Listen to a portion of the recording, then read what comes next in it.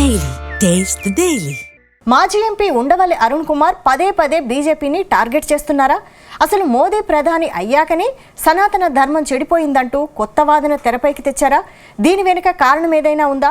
తమ పార్టీ సిద్ధాంతాలను ఎద్దేవా చేస్తున్న రాజకీయ మేధావితో ఏపీ బీజేపీ నేతలు మాటల యుద్ధం చేస్తారా? ఇప్పటికే సవాల్ విసిరిన ఎమ్మెల్సీ సోము వీర్రాజు ఉండవల్లితో బహిరంగ చర్చకు సిద్ధమవుతారా?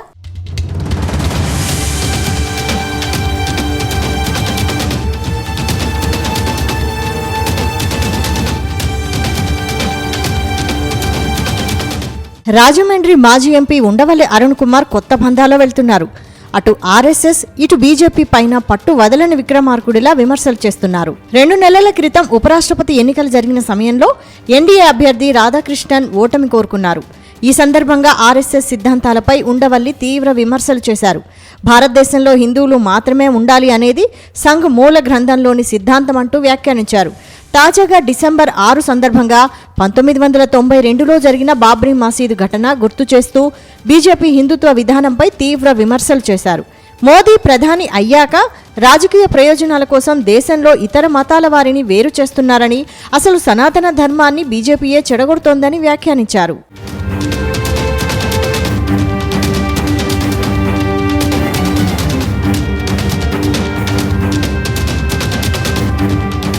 ఇక మాజీ ఎంపీ ఉండవల్లి అరుణ్ కుమార్ 2004 నుంచి 2014 వరకు రాజమండ్రి కాంగ్రెస్ ఎంపీగా పనిచేశారు.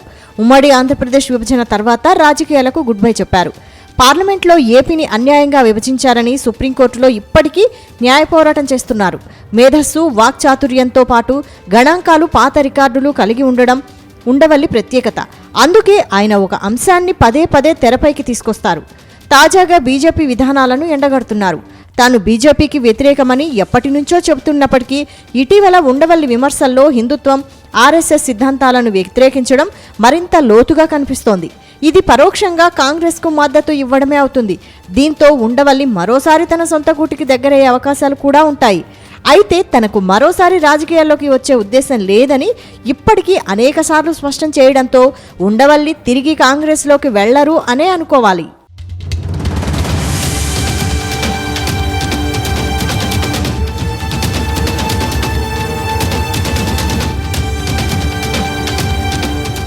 ఇదిలా ఉంటే ప్రస్తుతం ఆంధ్రప్రదేశ్లో టీడీపీ, వైసీపీ, జనసేన పార్టీలు కీలకంగా ఉన్నాయి.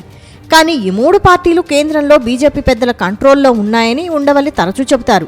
దీంతో ఆ 3 పార్టీలు ఎటూ మాట్లాడలేవు కాబట్టి తానే స్వయంగా ఇకపై ఆంధ్రప్రదేశ్ నుంచి బీజేపీ విధానాలను గట్టిగా ఎండగట్టే బలమైన పాత్రను పోషించాలని ఉండవల్లి డిసైడ్ అయినట్లుగా తెలుస్తోంది. అందుకే బీజేపీపై సిద్ధాంతపరమైన విమర్శలు చేస్తున్నారని అనుకోవాలి. మరోవైపు ఉండవల్లి తన ఉనికిని చాటుకునేందుకు ఇలా బీజేపీ సిద్ధాంతాలపై విమర్శలు చేస్తున్నారని కూడా అనుకోవచ్చు. ఇప్పటికే ఉండవల్లిపై సోషల్ మీడియాలో బీజేపీ శ్రేణులు ఘాటుగా స్పందిస్తున్నారు. ఏవైతే మీరందరూ ఇక్కడ ఆంధ్రాలో నా ఉద్దేశంలో ఎప్పటికీ కూడా బీజేపీ నార్త్లో బలపడినట్టు బలపడదు. ఎందుకంటే మనకి ఆరాధ్య దైవం భద్రాద్రి రాముడు, అయోధ్య రాముడు కాదు. అయోధ్య రాముడు గొడవలు, వ్యవహారం, అరణ్యవాసం పోవటం అదిను.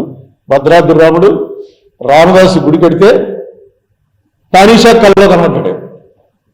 సెక్యులర్ రాముడు మన రాముడు. తానీషా కనబడి చెప్పాడు, విడుదల చేశారా నువ్వు అని. రామదాసు గోలెట్టాడు, నేను ఇంత చేసి జైల్లో పడి నన్ను డబ్బులు కొడుతుంటే, దాన్ని కొరడాలు ఎట్టు కొడుతుంటే నాకు కనబడకుండా నువ్వు వెళ్ళి తానీషా కనబడతావా అని. మన కథ అది. మనకు ఎప్పుడూ లేదు. ఇప్పుడు కూడా నిజాం నవాబే పట్టుకుని వెళ్ళేవాడు. మీకు తెలుసో తెలీదో, నిజాం నవాబ్ నుంచి స్టార్ట్ అయింది దానికి పట్టు వస్త్రాలు పట్టుకుని వెళ్ళటం అనేది. తర్వాత ఆంధ్రప్రదేశ్ సీఎం దాన్ని కంటిన్యూ చేశారు.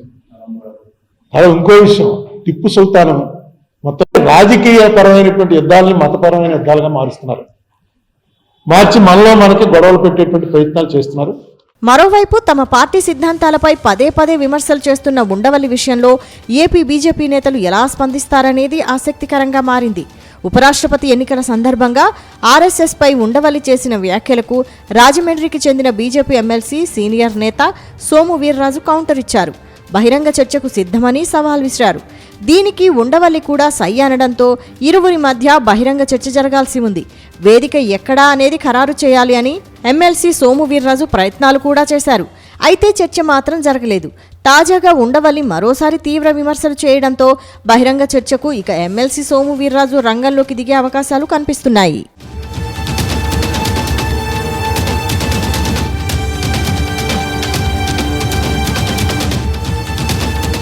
మొత్తం మీద ఇద్దరు సీనియర్ నేతల మధ్య బహిరంగ చర్చ జరిగే అవకాశాలు ఎంతవరకు ఉన్నాయి? మతపరమైన అంశాలు కావడంతో పోలీసుల అనుమతి ఇస్తారా లేదా అనేది చూడాల్సింది. అయితే రాజమండ్రి నుంచి బీజేపీ సిద్ధాంతాలపై ఉండవల్లి చేస్తున్న విమర్శలు కొత్త రాజకీయ రగడకు దారితీసేలా ఉన్నాయనే టాక్ సైతం వినిపిస్తోంది. చూడాలి మరి ఇద్దరు నేతల మధ్య సవాళ్లు ఇంకెంత దూరం వెళ్తాయో.